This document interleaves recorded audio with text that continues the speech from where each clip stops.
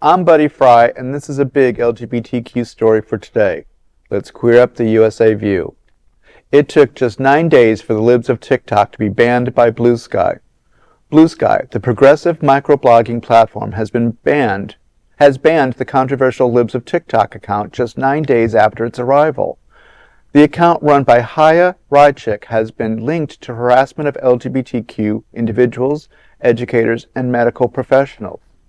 Bluesky users widely celebrate the move, with Democratic Representative Robert Garcia posting, quote, "Real moderation. Libs of TikTok is a racist, homophobic, and actually causes harm to others." End quote. A right-leaning fake news website, the Babylon Bee, also faced a violation label for a post misgendering Admiral Rachel Levine. Bluesky is gaining popularity among the queer community, with nearly 1 million daily new users joining the platform in November. Meanwhile, GLAAD awarded several social media platforms an F in its social media safety index. Notably, Twitter received the very lowest score for unchecked anti-LGBTQ hate speech. There's a lot there to unpack. Yeah. I understand today for the first time, I'm not familiar with this person, Haya, and I'm told today that it is a woman, and a Jewish woman, who runs the Libs of TikTok platform.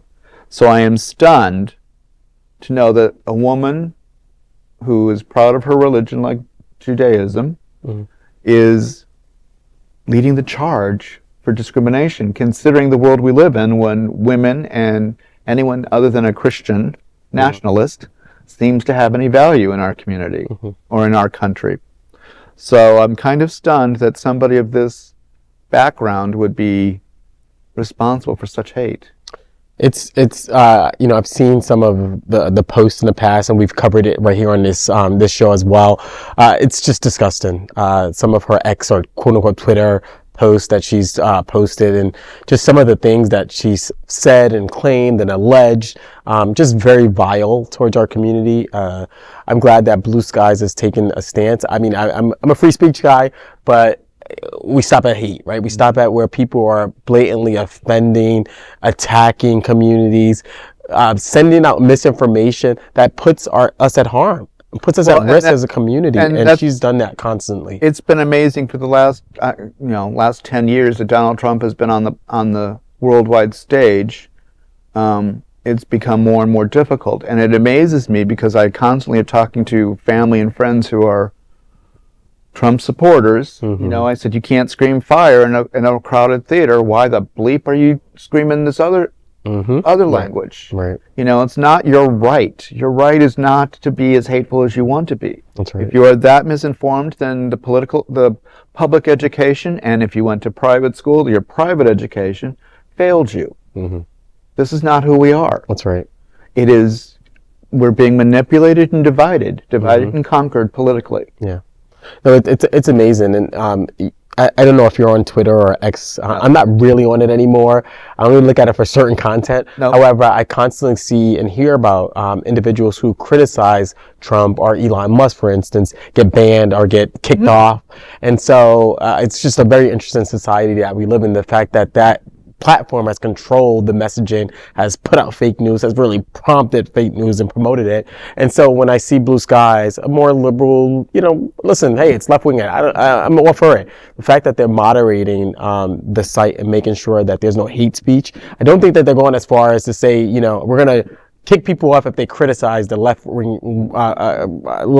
party, the Democratic Party. But I think that they're moderating it in the sense that Rychik, she's just really hateful, and she's caused harm to others. And I appreciate them doing that versus just trying to moderate, the platform just to spew out their rhetoric or their agenda. So that's not what Bluesky is doing. So that's why I can appreciate this action. I just hope that there are more platforms in development, because right now what we're ending up with Twitter X and Bluesky. So you're going to have the left and you're going to have the right. Yeah. And that's sad because and it's sad on multiple levels because it shows the weakness of our current mindset with legalities that says you can't, if you're against me, you're not, you can't be against me. It's all or nothing. It's all or nothing. You over here or you over here? And we need nowhere in the middle. We need right. My favorite sentence. We need to be in the middle so that we can respect and understand. And that's the only way we're going to educate people to say, look, did you ever think about this? Right. Do you understand how that language hurts? Do you understand how that language destroys? How else are we going to grow as a society, as a people, as a humankind, if we're not speaking to each other? Well, if we're speaking over each other, it's just not going to work, right? Because we're going to constantly be speaking over each other, right? But we're not speaking to each other. Right. That's part of the problem. With the generations having a phone in their face 24/7, walking down the street, driving, eating, chewing gum. Yeah. With this constant need to be faster with your work because you're on a computer. We need to understand that the electronics of our world are dominating our world rather than helping us. That's right.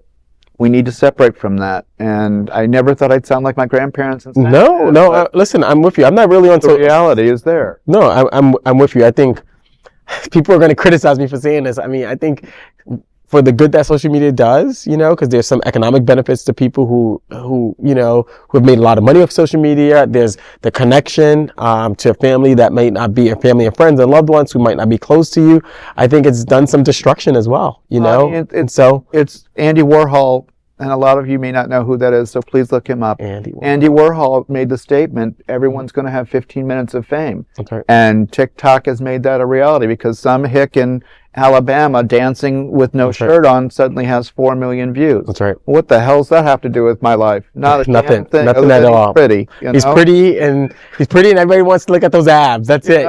That doesn't influence me. That doesn't educate me. That doesn't change my mind. It just goes, okay, that's lost 60 seconds. Yeah, and I know this is a story for another time, but to your point, I think what social media has inadvertently done is devalue things like education, things like conversation, things like respect, dignity, just all the things that we were traditionally taught, right? I feel like almost social media has fought against those principles, and it's a shame.